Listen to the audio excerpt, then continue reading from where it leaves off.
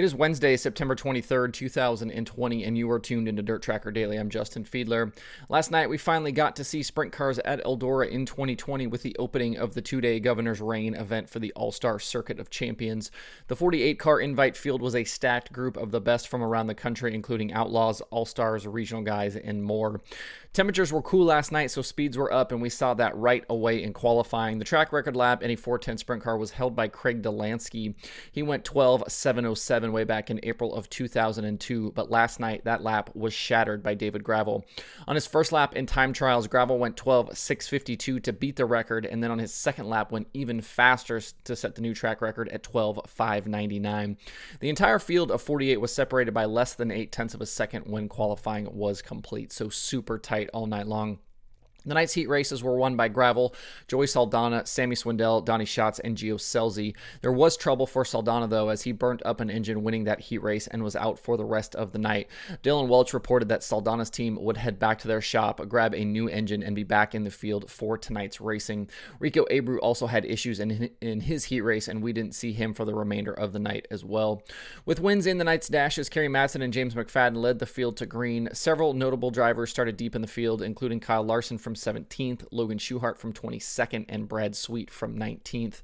McFadden was quickly to the lead at the start, with Brent Marks settling into second. The KKR9 of McFadden wasn't out front long, though, as Marks ran him down and took the top spot as the race approached 10 laps in the books. The two battled for a few laps, but by lap 12, Marks was out front and driving away. Three cautions with 10 laps to go in the feature involving Aaron Reitzel, Sheldon Hodenshield, and David Gravel all kept the field tight, but nobody could make a charge at Marks on the restarts. With 2 laps to go and Marks in lap traffic, Kerry Madsen made a run at the CJB5, even briefly taking the lead, but big moves through traffic got Marks back to the point. He held on to take the $10,000 win on night one, with Madsen second, Shane Stewart third, Logan Schuchart fourth, and Carson Macedo finishing fifth. It was a big charge from Schuchart, originally starting in that 22nd position. His teammate Jacob Allen also drove up from 23rd to finish 6th. Kyle Larson was quickly near the top 10 in the early laps, but he stalled out and only managed a 9th place run. Was definitely a little surprised by the winner, and who we didn't see towards the front last night. Brent Marks does have an outlaw win at Eldora back in 2018, but I think even with that win and what, he's done this season, he would say that this probably hasn't gone exactly like he'd hoped in 2020. He has 1 top 5 in 16 starts with the Outlaws, and before last night, only 6 top 5s in 17 starts with the All-Stars. Last night, though, shows what he and that team are capable of, and last night, they beat an incredible field of drivers in convincing fashion. So certainly nice to see Brent Marks up there up front. Great guy, good race car driver, and nice to see that CJB5 up towards the front. It was also interesting that we didn't see Donnie Schatz, Brad Sweet, Kyle Larson, and Logan Schuchart near the front and contending for that win. Schatz started third, but slowly faded through the night. His team did have to change engines before the feature. Sweet, Larson, and Schuchart all started pretty far back, and it was going to be a tall task last night, just with the way the track was, and with track position being key to to really get up there and be a contender, having to start so far back. But it'll be interesting to see how the track is different tonight and how things play out. Looking at the All-Star points, even though Corey Eliason finished 15th, he was able to take 18 points out of Reitzel's lead because of Reitzel's crash and subsequent DNF.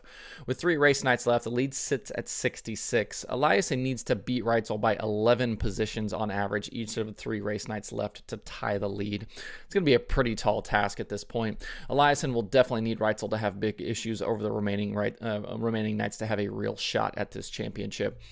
So, like I mentioned before, you've got this 1 night left at Eldora and then 2 nights at Fremont to settle this all-star season. So, Reitzel, I think, is probably going to be the guy here, barring some sort of epic meltdown here over the last few nights. Looking to tonight, coverage on Flow Racing gets underway again shortly after 6 p.m. Eastern. The winner's share of the purse tonight is a cool $52,000. That should add a little extra pressure to the mix. I still think names like Larson, Sweet, and Schuchart will be the ones tonight to watch tonight with big money on the line. And especially now that they've had a night, to kind of see what the track's going to do and make some adjustments. I think some of those guys will definitely be better for tonight. And you're not going to have a chance to win starting that deep in the field at Eldora. Things, you just can't pass here like you can a lot of other places, and you need to be a little closer to the front to be able to be a challenger. So again, we'll see how that starts tonight. We'll recap everything on the show for tomorrow. A news item today, IMCA announced yesterday they have canceled their 2020 National Awards Banquet, originally scheduled for November 28th in Lincoln, Nebraska. Officials pointed to current COVID restrictions and uncertainty about possible future restrictions as reasons for the cancellation. IMCA President Brent Marks said current capacity restrictions would mean they would have to pick and choose who got to attend the banquet, and they just aren't willing to do that. All awards and checks for IMCA members will be sent to them starting in mid-November. If you'd like more information about that announcement, you can find that at imca.com.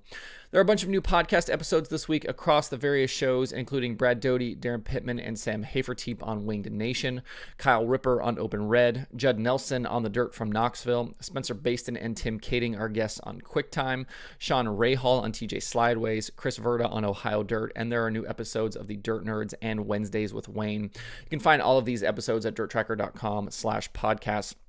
If you know about other dirt racing shows, certainly don't hesitate to reach out and let me know about them. I would like to add them to that podcast page. That's kind of one of my hopes for DIRTRACKR.com is for people to be able to discover new things, including podcasts there. So if there are new things that pop up, new things you know about, certainly let me know. Same is true of YouTube channels and news sites, things like that. So if you know of things that I'm missing, certainly let me know. You can tweet at me, DM me, email me, info@DIRTRACKR.com. Are all good places to let me know if there are things that I'm missing that you would like to see there. There are again 2 items on the DIRTRACKR.com streaming schedule for today. As usual, there is the USAC 24/7 channel on Flow Racing, and Flow also has tonight's Governor's Reign from Eldora Speedway. You can find that full list along with links to watch at DIRTRACKR.com/watch tonight. And again, that's a good place to check every single day to see what there is to watch and see what you want to plan around. That's certainly a great place to start. One of my favorite things too, and I know I've mentioned this before, is the on-demand stuff.